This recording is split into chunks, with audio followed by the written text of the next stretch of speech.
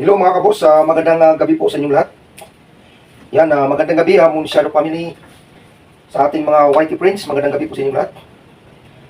So for today's video guys ay magluluto po ako ng laswa. So bumili po ako ng talbos at saka meron tayong alugbati. At bumili po ako ng dilis na tuyo. So ano lang guys, simpleng ulam.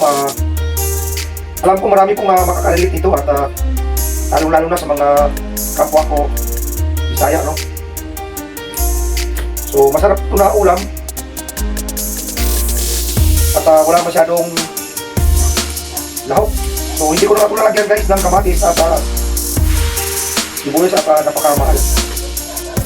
So sa atin naman wala namang problema basta hindi mawala yung ating paglasa. At sanay naman tayo sa pagkain na ganito nung tayo na sa Bisaya pa. At dito rin naman tayo lumaki dahil dito naman yung ating mabilis na makuha at wala tayong gastos pag tayo yung medyo o tayo yung mga maliit pa o tayo na sa probinsya. So samahan niyo ko mga kabos dito sa aking ulam na gagawin. So alam ko maraming makaka-relate itong aking ginagawa na gulay. Matagal ko rin na mga kabos na hindi na tikman ito. Ganitong luto. So ang tawag sa amin ay parang ano lang, laswa. Pakuluan ko lang yung gulay at saka yung ating dilis na tuyo. Tapos imbisin lang ang katapat. Noon na yung ating ulam. Simpleng ulam lang mga kapos.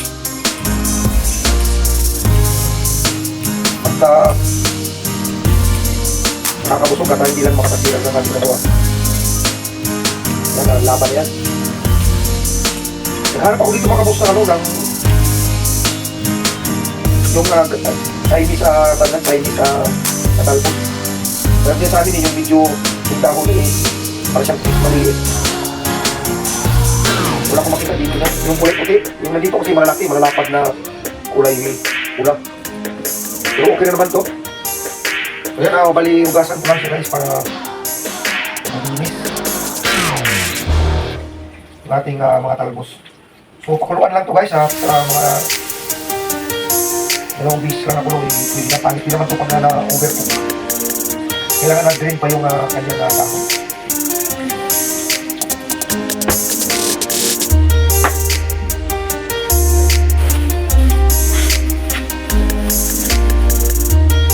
So ito po mga kabos yung dilis na nabili ko.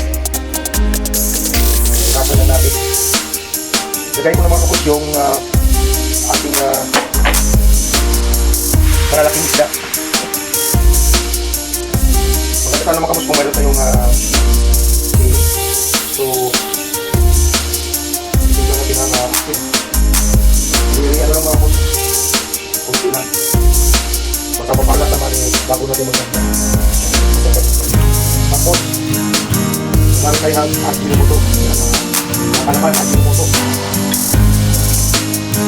So pakuluin lang natin saglit guys para maluto yung guys na dilis. Maganda na ito guys kung mayroong tanglad so wala natin tanglad. So try nyo minsan guys, no? Try nyo guys at subukan nyo. Nakasarap ito naman. Hirap. At saka mabilis na siyang i-prepare.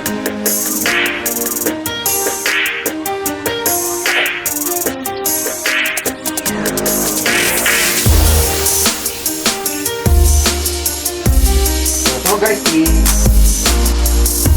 yung ating talbos ng alugbati at talbos ng pamutikat. So alugbati pa.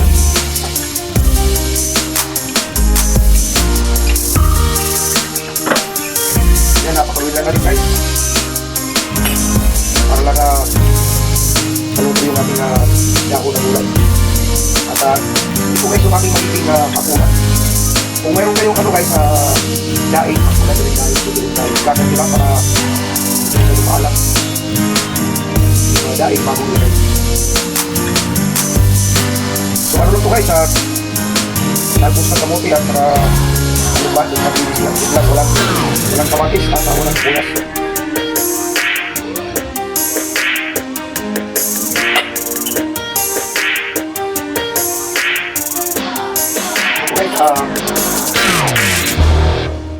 Pinubre lang ba? Pinubre. Pero masarap. Bukid style guys. Pag bukid. Minsan ito yung aming madali na ulam pag kami napunta ng bukid. Dala lang kami ng sardinas at maraming magugulay doon. Ayos na. At mayroon na pag-ulam.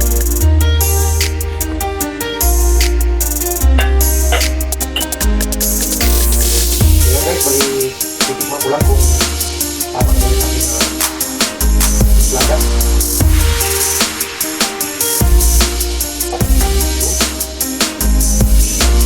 Ako lang guys yung unang tirada natin.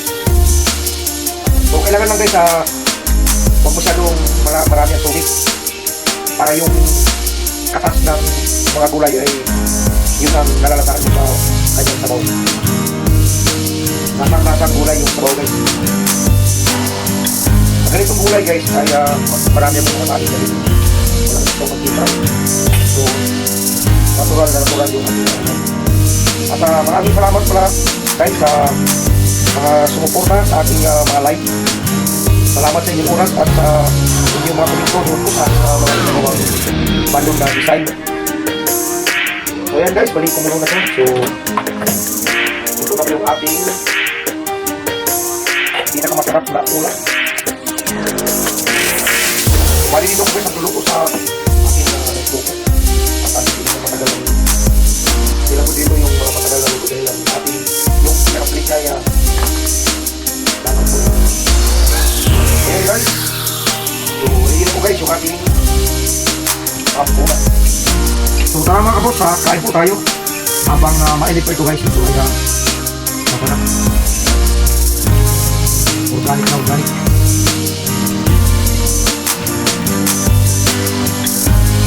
Kain tayo.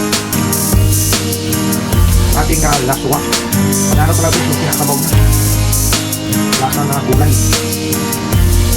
Thank you for watching guys. At see you on my next video. Tara, kain mo tayo guys. Maraming salamat.